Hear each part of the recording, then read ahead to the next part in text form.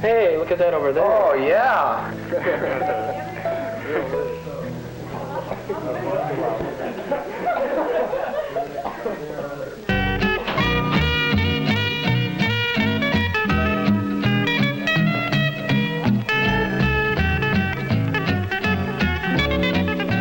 Hey, Joe, how's your rod turning on these days? Oh, crazy, man. Huh, baby? It's like a dream. And is it fast? Especially since you souped it up. What'd you do to hop it up anyway, Joe? Oh, I picked up a couple of jugs over here. Got a real neat bargain on it. Oh, yeah? You don't have to worry about money now that you've got the paycheck coming in every week, Joe. I've got that job lined up at the Olympic Cleaners. If it comes through, old man says I can quit school. Yeah, but who wants to work in a smelly old laundry? Well, it's better than going to school, isn't it? School is for kids. And what do you think you are? Come on, lay off, will you? It doesn't matter how he makes it, just as long as he gets a buck. That's what I always say.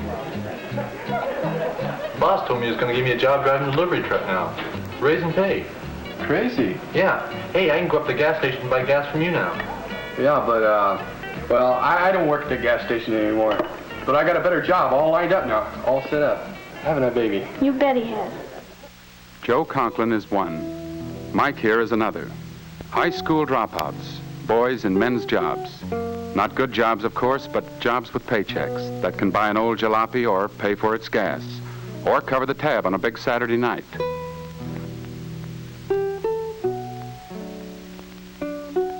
They're not bad boys, these dropouts, not delinquents, not hoods, not yet, that is. They may not even be stupid or backward or lazy. This is Pete, a nice boy, as a matter of fact, just one of almost 1 million American youngsters who didn't make the grade at high school last year. What makes a school casualty? This is harder work than Bill might be doing in the classroom right now. What makes him trade English, math, history, science for a broom and $1.10 an hour? Why is a dropout?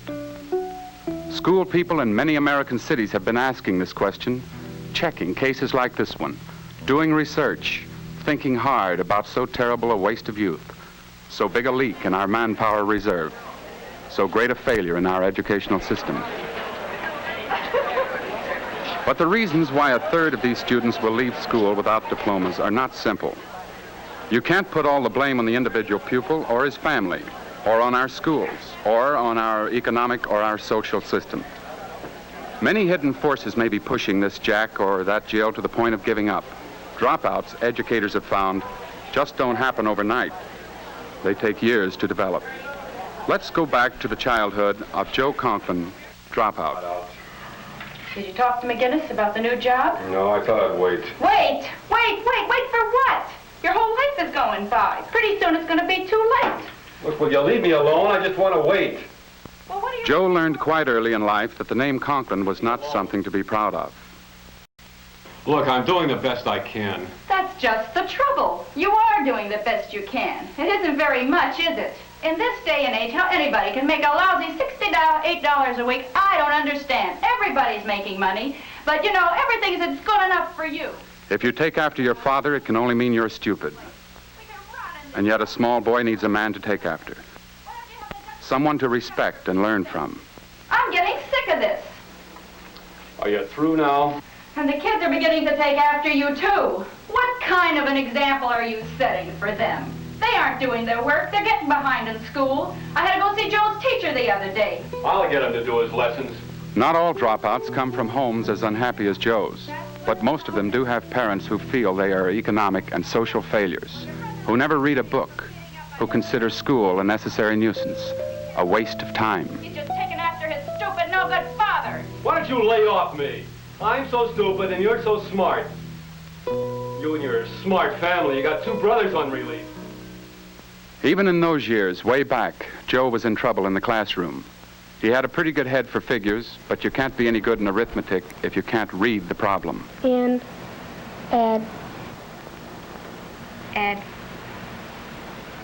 Addition.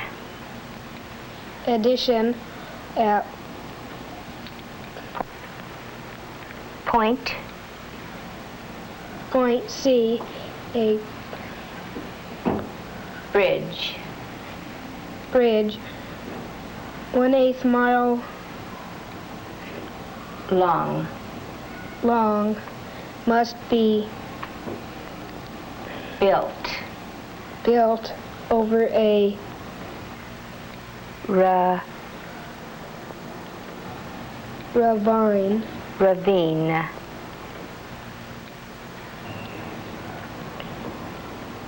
Would someone else like to come up and help us with our problem?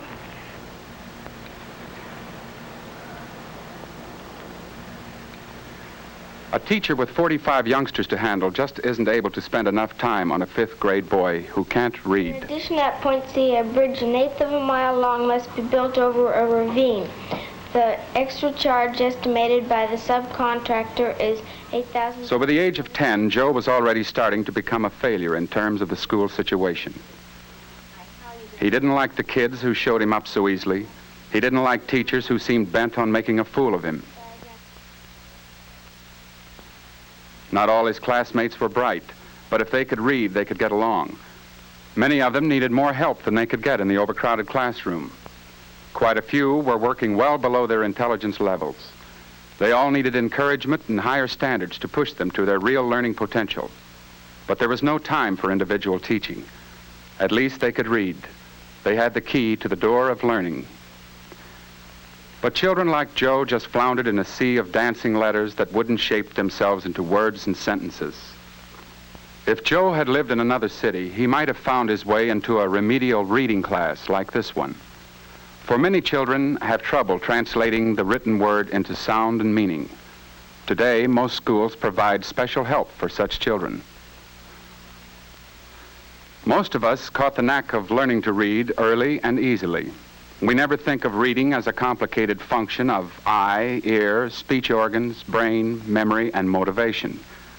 But for those who have trouble in any one of these areas, learning to read is a formidable process, a bitter, painful struggle. There must be some word wrong. What word is this?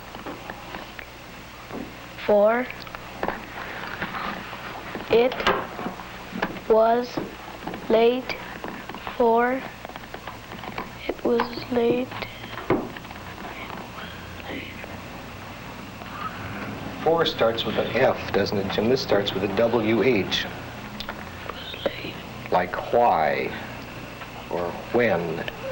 It was late. When? All right.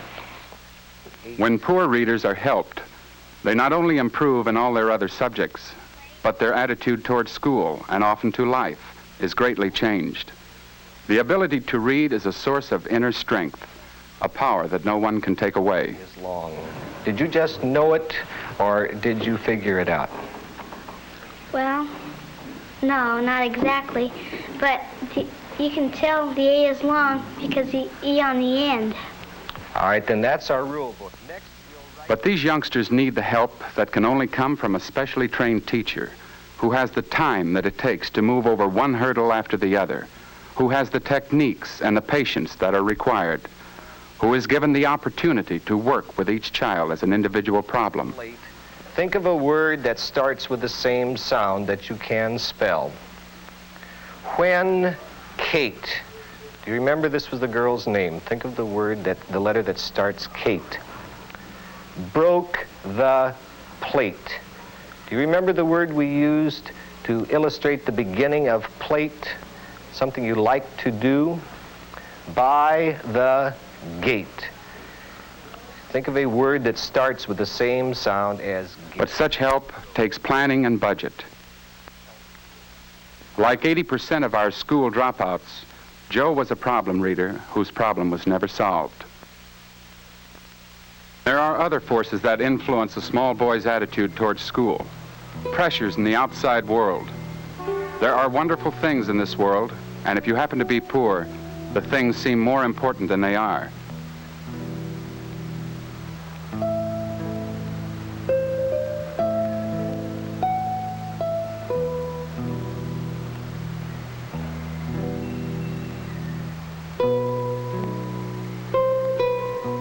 A small boy is not unaware of our pressures to have, to get, to own things.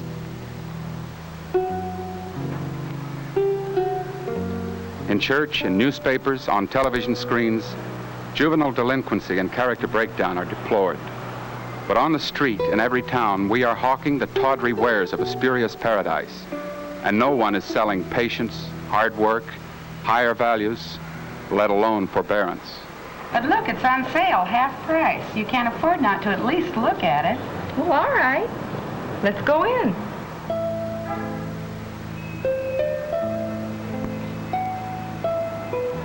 The Joes are affected more strongly than other children by such pressures because they are the have-nots, and their hungers are consequently sharper. Deprived of real love, of security, of the inner strength that comes from regular growth and achievement, they are quick to accept the idea that the adult world is a grab bag, and hence that grabbing is the quickest way of growing up. Boy, that Sebastian's got it made. Take a look at this car. I wonder what this set him back. He told me he got a wonderful deal on it. 36 months to pay, too. The Joes aren't stupid, boys. What's good for the goose can't be bad for the gosling. School, they say, is for kids. By the time Joe was 15, he was being kept in school by law. School to him was a battlefield, the scene of 100 lost campaigns. Was it any wonder he hated it, even then? He had no real friends, no interests in common with the youngsters who were winning their individual battles. He had no one to turn him around and guide him through the maze of his own confusion. Joe was alone and chose to spend much of his time alone. Hooky, we used to call it. Joe and his friends call it goofing off.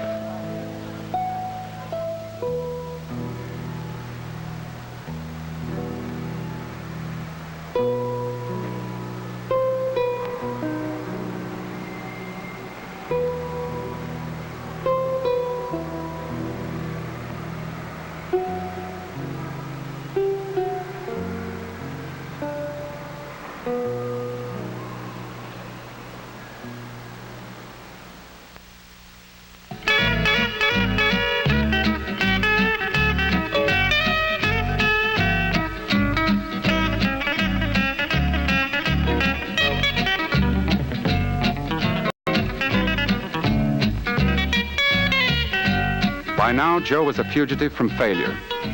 It's not really fun, but at least you're out of prison, away from nagging parents, away from disappointed teachers splattering you with a steady stream of D's and F's. Who cares? Why worry about teachers?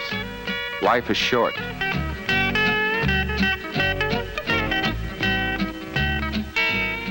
The game may be pointless, but at least you win once in a while.